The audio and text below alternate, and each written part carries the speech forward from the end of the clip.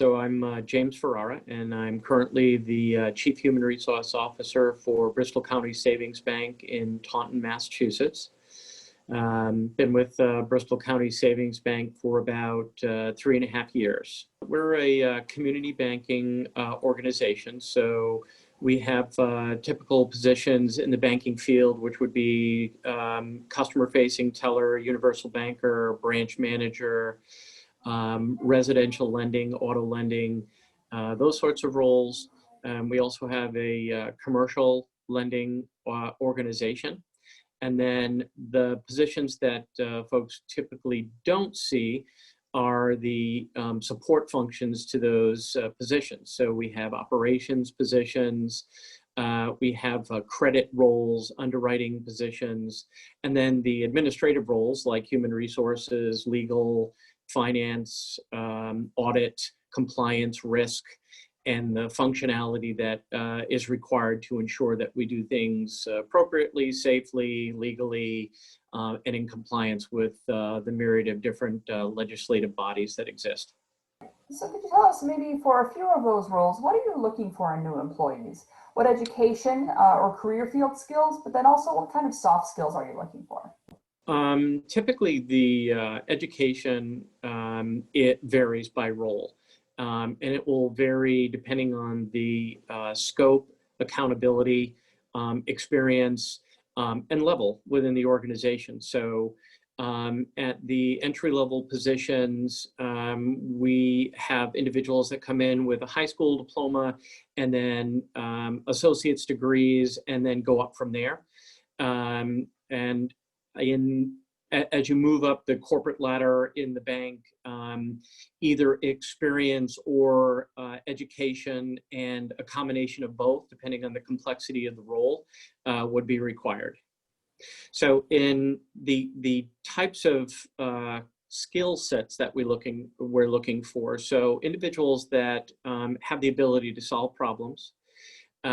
We are challenged every day by ensuring that we can do what we need to do for our customers. And that's customers are internal and external. So sometimes we don't think about that, but my customers are all the individuals in this bank, our employees. We look for individuals that will collaborate, partner across different business lines. We look for individuals that are that they enjoy helping people. So I really enjoy that part of my work and trying to assist individuals to get what they need in a myriad of different ways.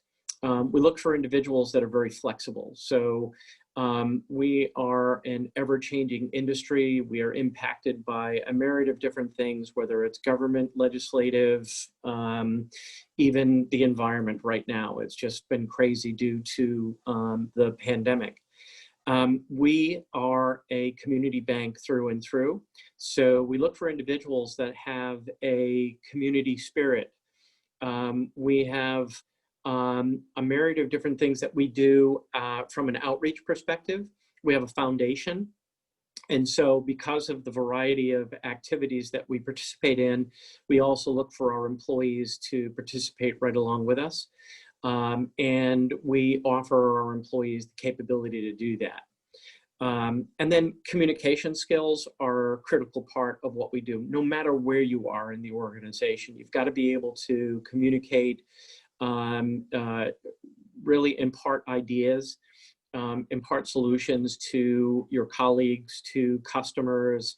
And when we're solving problems, you've got to be able to interpret those problems in very simplistic ways so that you're not confusing them by the jargon and technicalities of the industry, but you're able to offer them solutions and ideas so that you can offer them financial products that will suit their needs. What is the job outlook for entry-level employees over the next year in your organization? Well, I think the answer to that question is a very difficult one. You know, typically in our branches, we will have between 10 and 12 positions open at any given time. Those are universal bankers, tellers, branch managers, and the like. We also have desktop service IT positions. We'll have operations positions, call center positions. The outlook is that with the ongoing pandemic, we'll continue to have those openings. We'll have internships in those types of positions, and also in accounting and finance and audit and so forth. But we just don't know what we don't know right now. But the outlook, I'm going to say, is positive.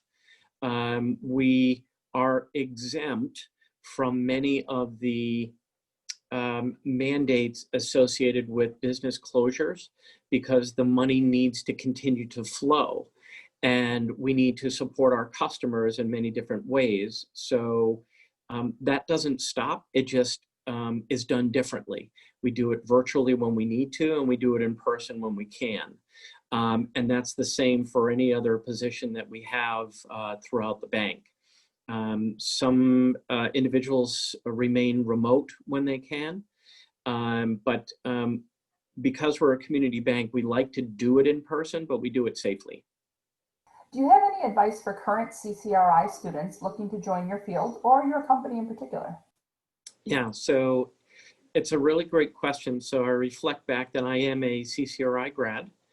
I went to school there to sort of try to figure out what I wanted to do in life, and then transferred from CCRI to URI, where I got my bachelor's degree. So I have my associate's degree at CCRI in Warwick, so I'm very familiar with the campus. Some of the things that I tell my two daughters who are also in college is that you don't have to have the rest of your life defined in an immediate way. I sort of fell into banking when I graduated. It was a very difficult economy, as it is today, for different reasons. But I found that as I got into a position that I could explore and understand and learn from, I didn't have to have my entire career planned out at that time. So in a fairly mid-sized company, I began to get into the role.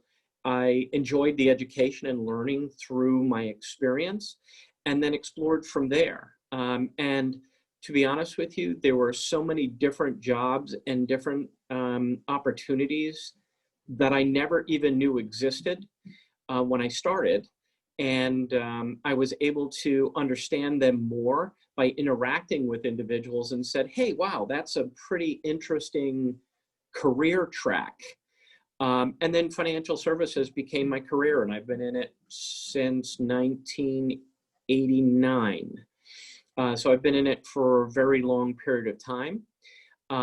But I've been able to sort of move up and enjoy a long career and build a family and so forth. So financial services sometimes can be a ambiguous industry to some. To others, they know it very well because they may have family, friends, and so forth that have gone into it. But it's not always about moving money either. So I would say just have fun with it, explore it, make a commitment to it, but get into an organization that you might enjoy, and then explore it from there.